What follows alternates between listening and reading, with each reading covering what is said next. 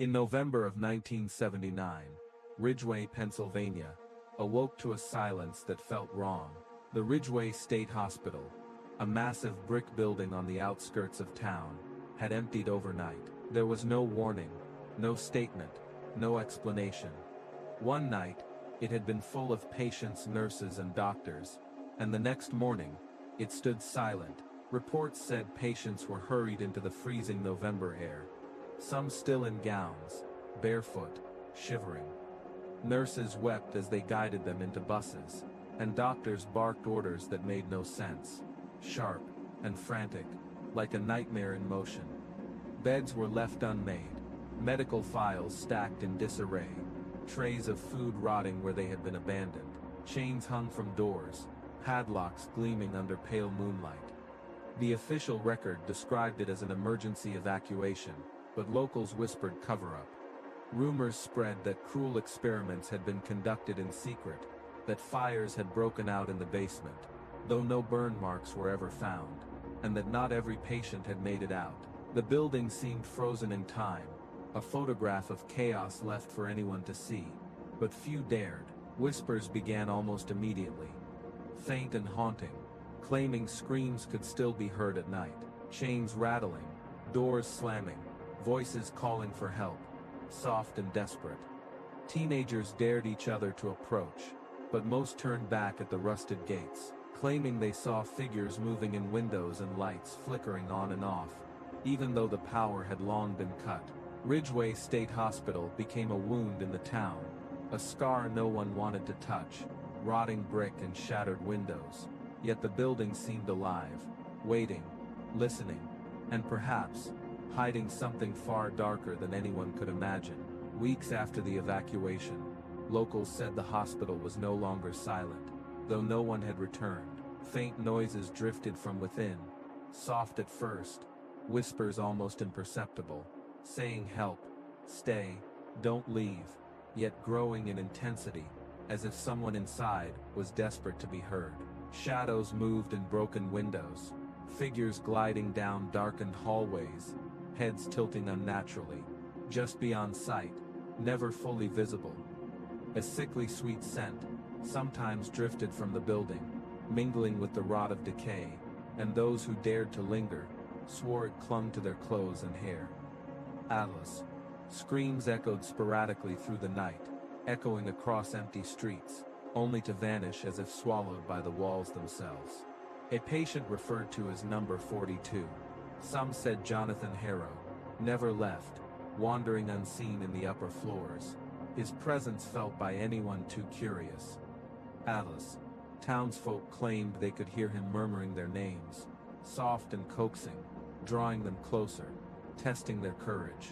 Thrill seekers who entered reported hallways that seemed to stretch endlessly, rooms shifting, shadows flickering just out of reach, walls breathing like lungs. Cameras captured nothing but static, footage blurred, memories warped, yet those who survived returned, changed, eyes haunted, silence permanent. Ridgeway State Hospital had become more than a building. It had become a presence, a living memory of fear, and the whispers of the patient who never left lingered like a chill, promising that anyone who approached would become part of the story, another shadow in its endless halls, waiting for the next night to claim them. The patient who never left was called Jonathan Harrow, though records were inconsistent, listing him as number 42, or John Doe, erased in fragments, forgotten in files. He was quiet, polite, unassuming, until the evacuation, or perhaps he had always been waiting, watching, patient. When storms over Ridgeway seemed to awaken the building, lights flickering in rhythm with thunder, shadows pooling in windows, faces pressed against cracked glass. The hospital hummed, soft at first, a lullaby of menace, then louder, insistent, echoing across empty streets, drawing the curious, daring them to enter. Doors padlocked were sometimes found open. The next morning, though no one had keys, no one had touched them, visitors reported hands brushing theirs, cold and firm, leading them deeper into darkness, corridors that seemed to stretch into infinity. rooms rearranging themselves. Paranormal investigators recorded whispers, saying stay, don't leave, help me, yet no footage revealed the source, only static and faint movements. Some who entered, never returned, or returned, changed, silent, eyes haunted, minds marked by unseen horrors. Ridgeway State Hospital was no longer abandoned, it was alive, feeding on fear, preserving the presence of the patient who remained. Even today, on foggy nights, a faint humming can be heard, like counting, a single voice among silence, coaxing the curious, daring them to step closer, to enter, to disappear. And as the wind moans through shattered windows, you can almost hear him, Jonathan Harrow, the patient who was never discharged, whispering a single word that chills the soul, promising that Ridgeway is not done yet, that the darkness inside waits, patient and hungry, because some stories do not end with the last page, and some buildings do not end with the last visitor. And tonight, Ridgeway is calling again, Chapter 1. In 2004, the abandoned Ridgeway State Hospital was auctioned off and won by a developer named Martin Cole. At first, it seemed like the opportunity of a lifetime. Cracked parking lot, jagged windows rattling in the wind, mold creeping across brick walls, and a river flowing nearby that caught the last light of the day. Cole imagined polished marble floors, penthouse windows, wealthy tenants walking through halls where the sick and poor had once been abandoned. The plan was luxury apartments, but plans rarely survive contact with truth. On the first walkthrough, workers expected dust, cobwebs, maybe a raccoon in a forgotten corner. What they found was something else. Desks still held medical files, stacked neatly, some damp, curling at the edges, ink still legible, patient names, numbers, case notes, dosages, procedures, frozen mid-record. In one office, a half-finished chart trailed off mid-sentence. No signature, no conclusion, just silence. Wheelchairs faced walls in the hallways, gurneys leaned against peeling plaster, cracked leather straps stiff and broken, the air thick with metallic scent, mixed with mildew like blood that had never washed away. It was as if everyone had left in a single breath. Nothing seemed old, nothing moved, yet everything carried the weight of absence. Cole walked the halls, uneasy, noticing small details that suggested time had stopped, and though he tried to focus on renovations, a strange awareness grew inside him that the hospital remembered, that the walls watched, that something in the shadows was waiting for the one who dared to return, something buried beneath layers of dust, rotting tiles, and silence that was not empty, but patient. Then they found the basement of Malarian-S. At first, just another storage wing, but the door unsealed revealed something wrong. The hall was narrower, colder, fluorescent lights flickering faintly, reluctant to shine on what lay below. Patient rooms unlike any above, thick concrete walls, chains bolted into them, stained mattresses lying on the floors, impressions of bodies still visible, as if someone had been there yesterday. No windows, no clocks, doors only locking from the outside, stale air carrying something faintly sweet, like antiseptic that never faded. Workers felt uneasy, whispers of old routines echoing faintly as they moved. Martin Cole could not shake the feeling that the basement remembered every scream, every desperate plea, every restrained movement of the past. That night, he dreamed, the hospital alive, white tile corridors, reflecting light, nurses hurrying past, doctors scribbling notes, faces half hidden behind masks.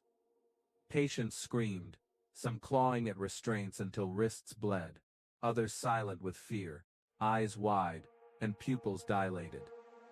Doctors watched without compassion, nodding, noting observations. Cole stood frozen, throat dry, feet bolted to the floor, stomach turning at the scent of burnt hair, alcohol swabs, and something sour. A doctor looked up, eyes sharp and unblinking behind a surgical mask, and said, "You shouldn't be here." The words echoed, and then all screams stopped, replaced by silence so heavy it pressed against Martin's ears. In that silence, something else emerged at the end of a corridor, a door creaking open, a slow shuffle of bare feet, faint breathing, awakening something long forgotten, in the depths beneath the hospital, waiting for attention, waiting for recognition, waiting for him. Martin woke drenched in sweat, heart pounding, the memory of screams lingering like smoke in his mind. For a moment he thought he was still dreaming, yet the sound persisted, distant, carried through walls, as though the hospital had followed him home.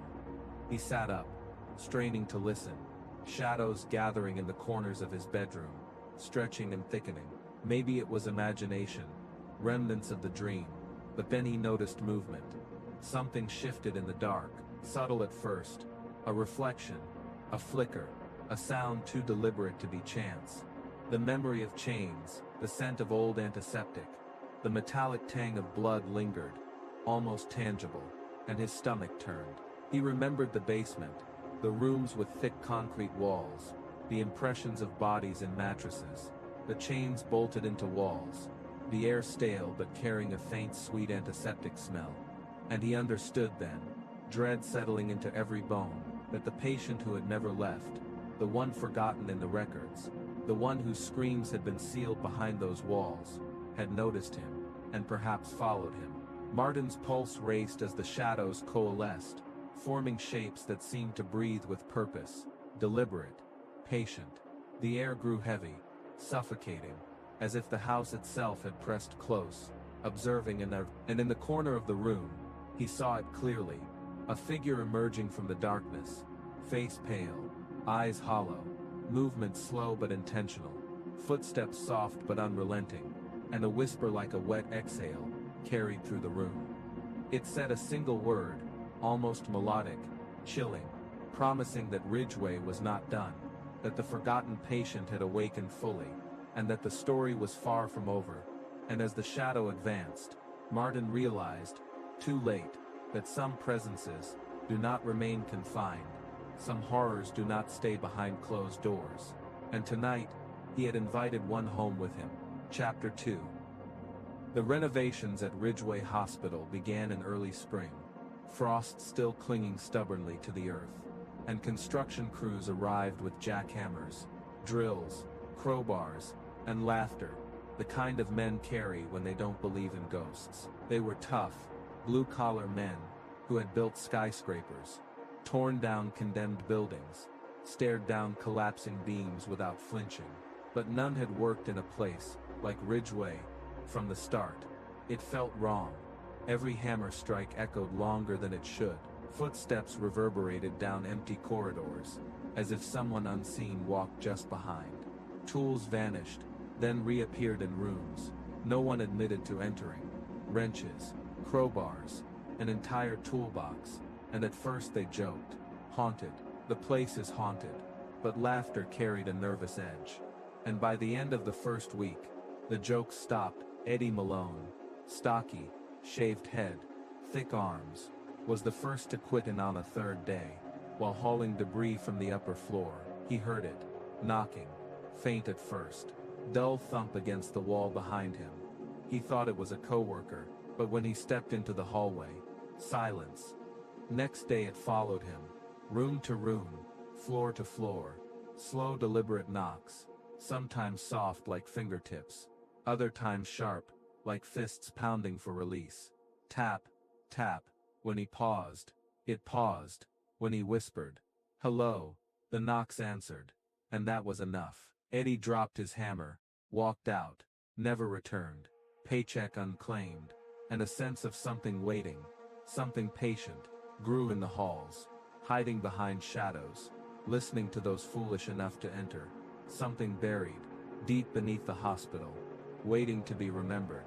The second to leave was Calvin Price, lean, scar across his cheek, a voice that carried even in whispers. But what he heard in Ridgeway was unlike anything else. Beginning in the surgical ward, tiles yellowed and cracked, Faint smell of disinfectant lingering. Rusted surgical tables. Leaned against walls. Cabinets with scattered scalpels. Clamps. Faded medicine bottles with peeling labels. And while measuring support beams, he froze, not or someone whispered his name. Soft. Close. Almost inside his ear. He spun. Heart hammering.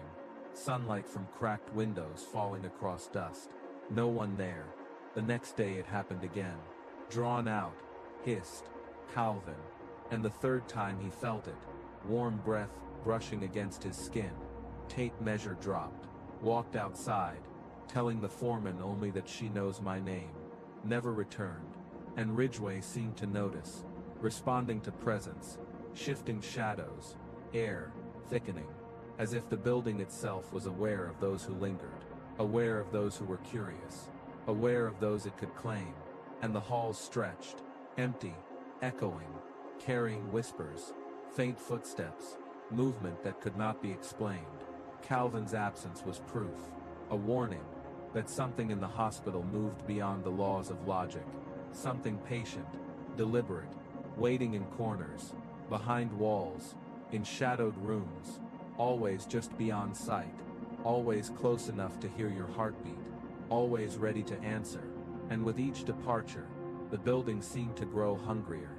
As if fed by fear. By presence. By disbelief. And the workers who remained could feel it. Eyes darting to darkness. Hearts racing. Knowing that Ridgeway State Hospital was not empty. And that silence was a lie. Waiting to become noise. Waiting for the next visitor to claim. The third man did not quit. He vanished. Jonas Hale. Youngest of the crew. Quiet. Dependable. 25. Parked his car in the lot. Signed in. Carried his toolbox down the main hall humming. And then, nothing. By lunch no one had seen him. Car still outside. Keys in ignition. Toolbox. Open. Tools scattered mid-task. Search swept every floor. Stairwell. Room. Police called. Dogs refused to enter the basement. No footprints. No struggle. No forced exits. As if erased. But on a basement wall near hidden chained rooms, words scratched violently into plaster. Jagged. Uneven. 3 words. Let me out.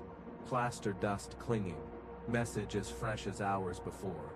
None admitted to writing. Jonas never seen again. Crew thinned. Some refused to return. Others called in sick. Remaining workers quiet. Eyes on shadows.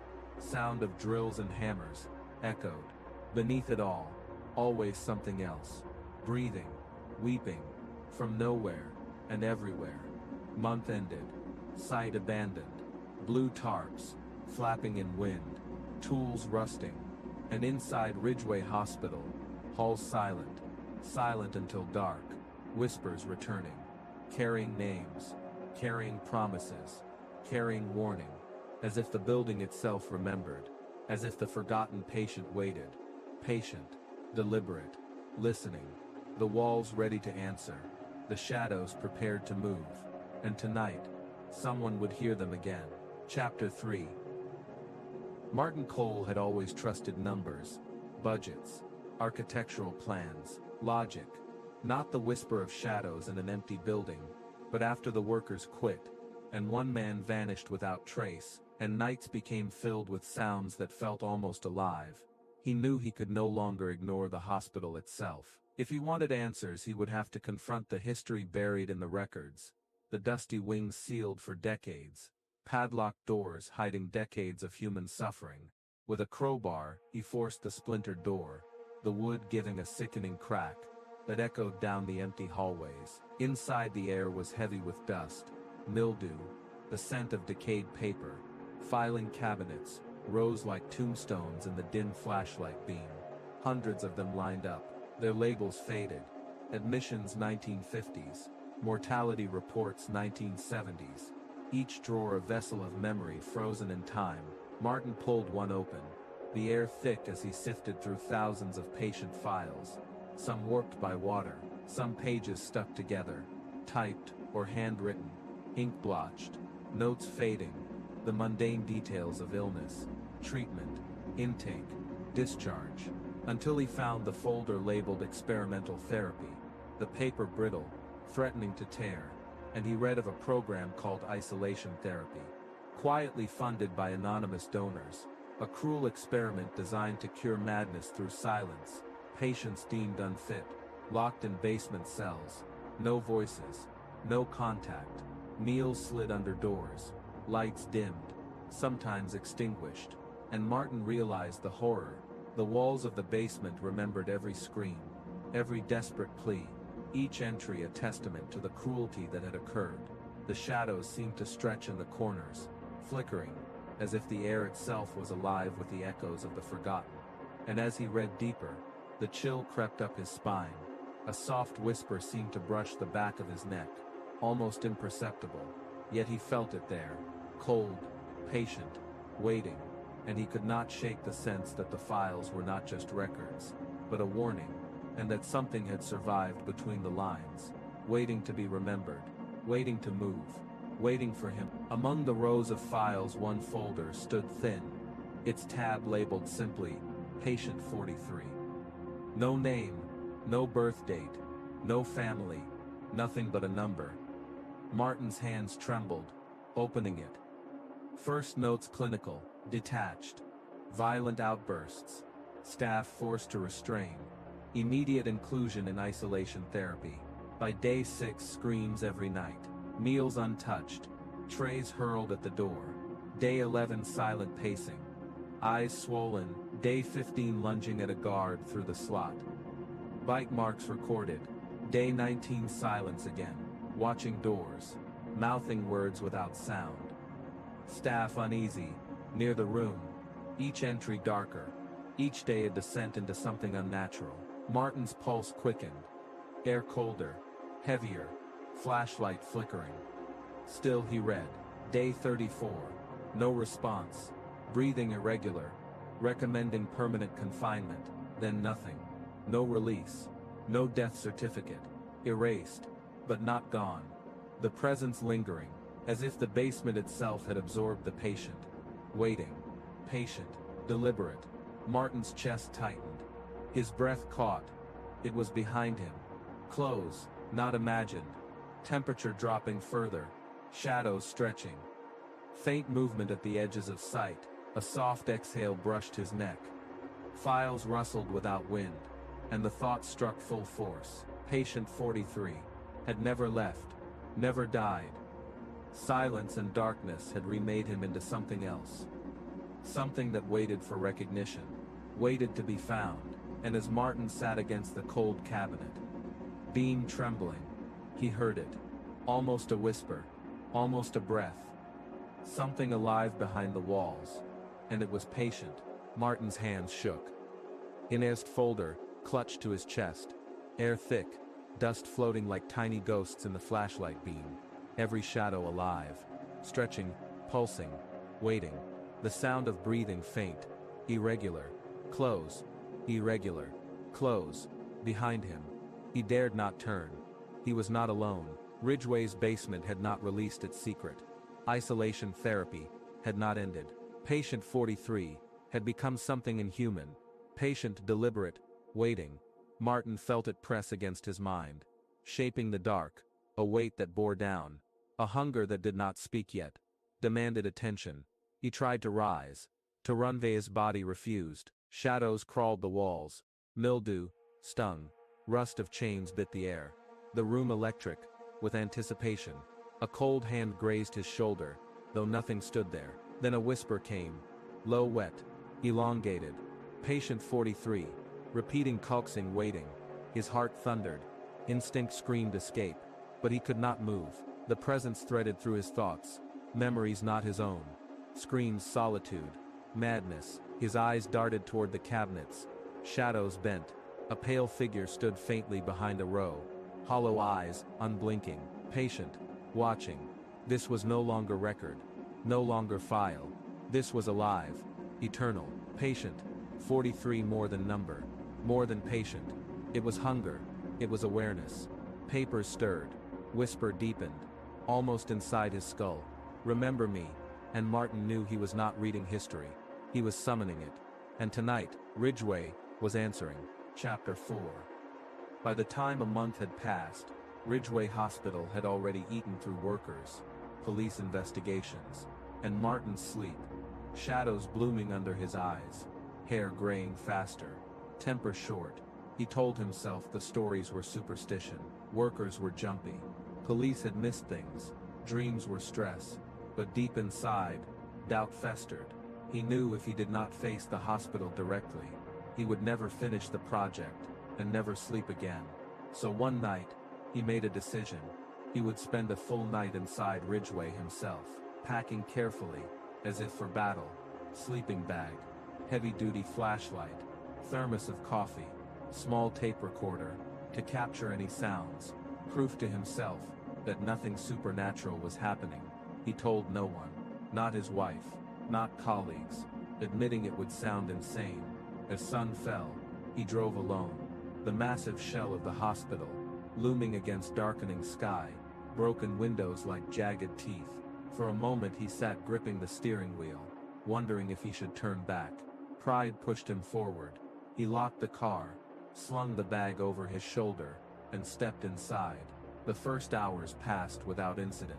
Unrolling his sleeping bag in the old administrative office, walls covered with cracked paint, and faded notices from decades past, flashlight casting long shadows. He poured coffee, set the tape recorder, allowed himself a laugh at how ridiculous it felt. Midnight. Still nothing. 1 and nothing. 2 a.m. Uneasy sleep approaching. 3 a.m. Woke suddenly. Metallic rhythmic, dragging, chains from deep below rising from the basement. Scrape, pause. Scrape again as if something being pulled across concrete. He clutched the flashlight, beam flickering as if darkness resisted. Listened, heart pounding, trying to convince himself it was pipes or equipment. But deliberate, steady, and worse, it was getting closer, a weight in the air, colder, heavier, almost alive. The dragging stopped. Silence settling heavy, suffocating. Martin dared to breathe, every exhale loud, intrusive. Then he noticed the air had changed. Temperature plummeting, breath turning white, skin prickling, hair rising. He turned toward the doorway and froze. Standing framed in cracked doorway, a figure, tall, gaunt, bones visible beneath tattered rags, face pale and stretched, eyes wide, unblinking, impossibly black, locked on him, chest rising and falling ragged, breaths rasping like air, forced through broken glass. He could not move or think, flashlight trembling in hand, voice cracked out, hoarse whisper, "Who's there?" Figure tilted head unnaturally, like puppet, mouth opening, sound not human, broken, shredded, each word dragged. 43, the number hung heavier than any scream. Martin's blood ran cold. He knew the file, patient 43, no name, no release, no death certificate, chains clattering at its feet. As it stepped closer, he stumbled backward, beam bouncing across walls, bag, tape recorder, thermos forgotten, ran, hallways twisting, shadows lunging, shoes slapping tiles, heart hammering, dragging chains behind, slow, relentless, unhurried, as though knowing he could never escape. Reached front entrance, doors burst into night air, lungs burning, legs aching, did not stop until car, fumbled keys, started engine, gravel spraying, rear view mirror showed hospital looming, top floor window, pale face watching, just for fraction of second, fear twisting stomach, knowing Ridgeway had not released its secret, patient 43, had not left, something inhuman still waiting, something patient, deliberate, testing, coaxing, something that remembered him, that would not forgive intrusion, and Martin knew the night would haunt him forever. The memory of eyes, hollow, unblinking, chained steps echoing in corridors that no one else walked. Martin Cole never set foot inside Ridgeway Hospital again.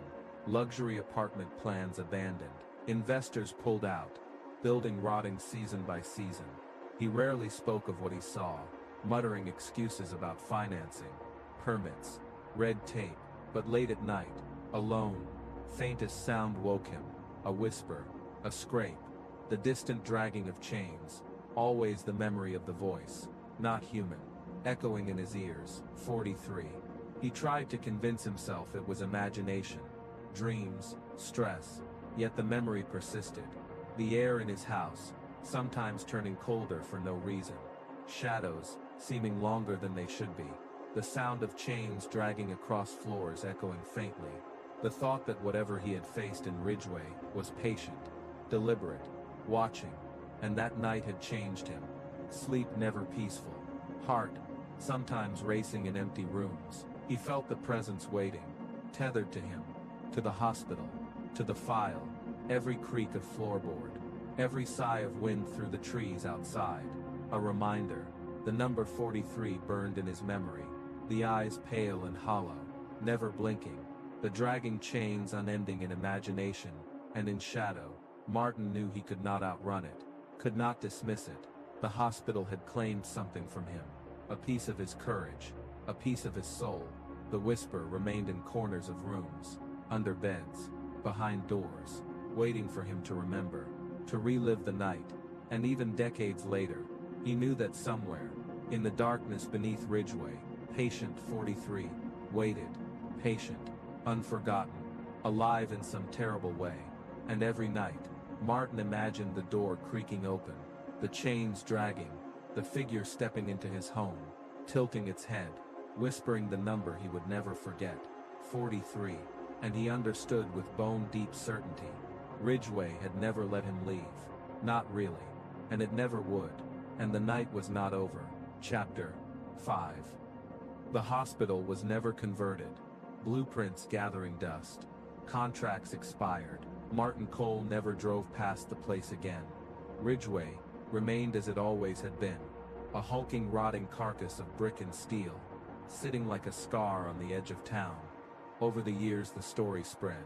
Workers told families, police whispered in bars, neighbors passed it to children, and with every retelling Ridgeway grew less like a building and more like a living legend. The windows black holes in the night, cracked walls leaning as though tired of holding secrets, vines crawling across broken bricks, wind whistling through shattered panes carrying sounds that did not belong to weather, locals avoiding the road past Ridgeway, not because of collapse, not because of rats or rust, but because of what they saw. Drivers swore if you passed after midnight, you'd catch movement in basement windows, a figure pacing back and forth, tall, thin, never stopping. Some described it as shadow shifting against faint moonlight, others pale, too pale, skin bleached of color, and a few unlucky enough to look directly claimed. The figure stopped pacing and stared back at them.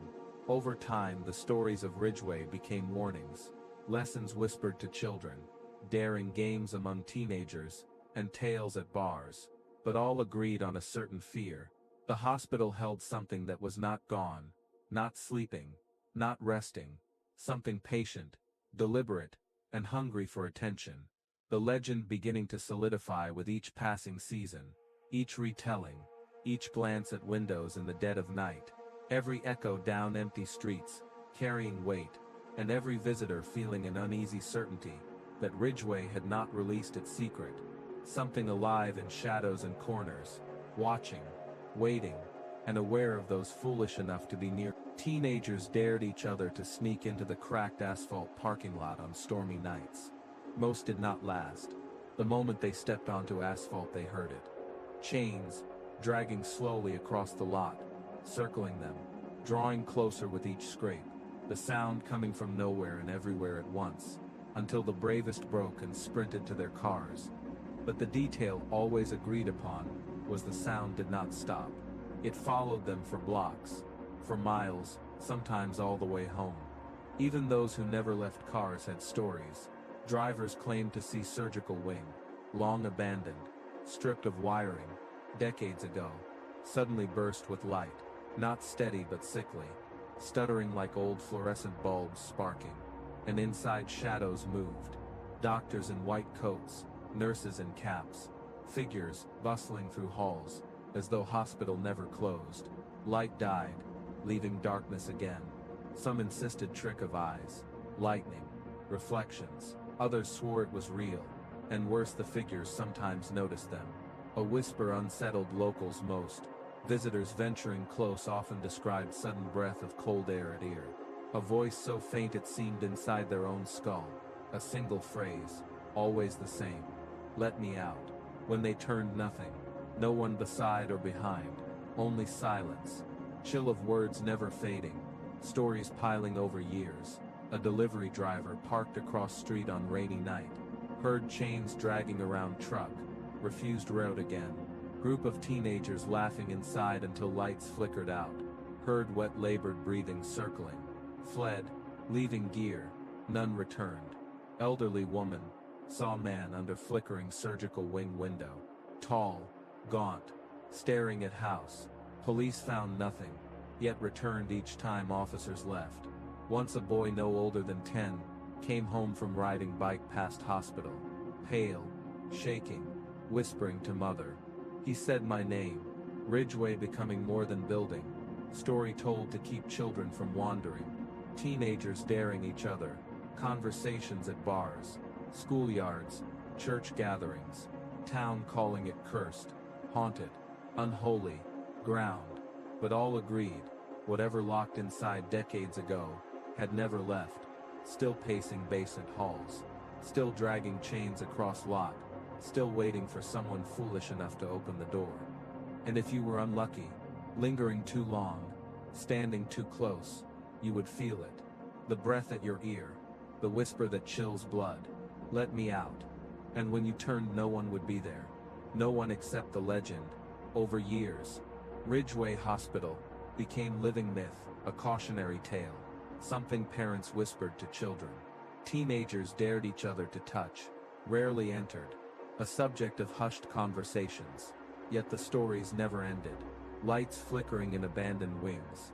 Shadows moving in corners. Footsteps echoing down empty halls. Chains dragging across cracked asphalt. The hospital itself seeming to breathe. Watch, remember, and respond. Local residents hearing sounds in dead nights. Scraping, creaking, whispers of names. Sudden drops in temperature. Feeling watched even from inside homes. Delivery drivers refusing to cross street at certain hours. Flashlights failing. Wet labored breathing, chasing intruders. Elderly citizens swearing the same figure returned time and time again. Children terrified for reasons they could not explain. Ridgeway Hospital solidified as something more than structure. It became a vessel for memory, fear, and the unknown. Martin Cole abandoned ambition. Investors pulled out. Building rotting. The secret of Patient 43, and others never released. Whispers traveling like shadows beyond the property. Stretching down streets, into houses, into imagination. The legend alive, patient, deliberate, aware, and hungry. And no matter how much time passed, no matter how many tried to debunk it, people knew the story was true. For those who lingered or looked too closely, the breath, the scraping, the number 43 would never leave their mind. And sometimes at night, when the wind carried through broken panes, and the moonlight cast long shadows, if you listen closely, you might hear it. The whisper of something that has never been set free, waiting, and it may find you. And when it does, you will understand that the legend of Ridgeway Hospital is not just a story. It is a presence, patient, alive, and it will not forgive intrusion, and it will not let go. So tonight I'll leave you with this. Do you believe Patient 43 was simply a victim? Another lost soul crushed beneath cruel, inhumane medical practice? Or do you believe something far darker happened in those isolation rooms? Something that didn't just destroy a mind, but created something else entirely. A presence, a shadow, a hunger that has never left Ridgeway. The files don't tell us everything. The blueprints don't tell us everything. And the screams still heard in the walls don't give us the whole story. That's where you come in. I want to hear your thoughts. Every theory, every suspicion, every piece of darkness you can imagine filling those forgotten halls. Was Patient 43 human? Or was he the first of something we were never meant to understand? Leave your theories in the comments below. I read every single one, and sometimes the most chilling ideas don't come from me, they come from you. And if this is your very first night here, welcome. You've stumbled into Screams of the Mind, the darkest corner, where fears are given a voice. Here silence is dangerous. Here shadows are never empty. Here the stories don't just entertain, they linger. If you crave bone-chilling horror stories, psychological thrillers, and nightmare-inducing true tales, every single day, then hit that subscribe button now. Turn on notifications, because you don't want to miss what's coming. The night is long, and the dark is patient, and sometimes it waits to see who is brave enough to witness what lies within walls that should have remained sealed. Tomorrow night we step even deeper into the shadows. A new story, a new mind to unravel, a new fear to keep you awake long after the video ends. Because fear is a conversation. And here at Screams of the Mind, the conversation never ends. So as you close your eyes tonight, remember that what you think is empty silence is not empty at all. It is listening, waiting for someone to notice, waiting for someone to pay attention to the spaces between breaths, the shadows behind doors, the corners that never quite align with the light. Ask yourself this: if silence is supposed to be safe, why do you sometimes feel as though you're being watched when the world is quiet? Why do you sometimes hear breathing when no one else is there? Why do whispers sometimes slip through the stillness of the night? The answer is that silence is never safe, never truly empty, and the longer you stay, the more aware you become of the things that move just beyond the edge of perception, the things that are not alive, but not dead, the things that remember and wait, like patient 43, like the shadows in Ridgeway Hospital, patient and deliberate, shaped by horrors you can only imagine. And when you hear a faint whisper, a scrape in the distance, the sound of chains in the dark, consider that maybe it is not imagination, maybe it is proof that the stories are real. The files were real, the presence was real, and the night is patient, longer than you think, capable of holding more than you can bear, capable of waiting for someone like you, someone listening too closely, someone paying attention when others have long looked away. So as you close your screen, as you sit in the stillness of your own room, ask yourself, can you handle what comes next? Or will tonight's silence be enough to keep you awake? The truth is, the darkness does not sleep. It stretches, it reaches, it listens, and every time you hear a whisper in the quiet, it is calling for attention, it is testing, gauging, probing, just as patient 43 once tested the limits of human fear and isolation. So too, does the legend linger, alive in imagination, in memory, in the air around you, waiting for you to notice, waiting for you to wonder, waiting for someone brave enough to follow the sound, to ask the questions no one else dares. Remember that every shadow, every flicker of light, every creak in the floor has a story, a piece of the truth, waiting for discovery. And the more you listen, the closer you come to something that cannot be undone. So tonight, I leave you with one last thought. When silence presses against your ears, when the shadows stretch across your walls, when you feel the weight of eyes you cannot see, remember this: it is not empty, it is waiting for someone like you. And sometimes the stories do not stay in the past, sometimes they reach out through the dark to touch the present. So tell me, friend, can you handle tomorrow, or will you feel it? The brush of cold air, the whisper in your skull, the patient waiting, listening, ready. And when you hear it, when you feel it, when you see it, you will know that the legend never truly ends, and it is waiting for you.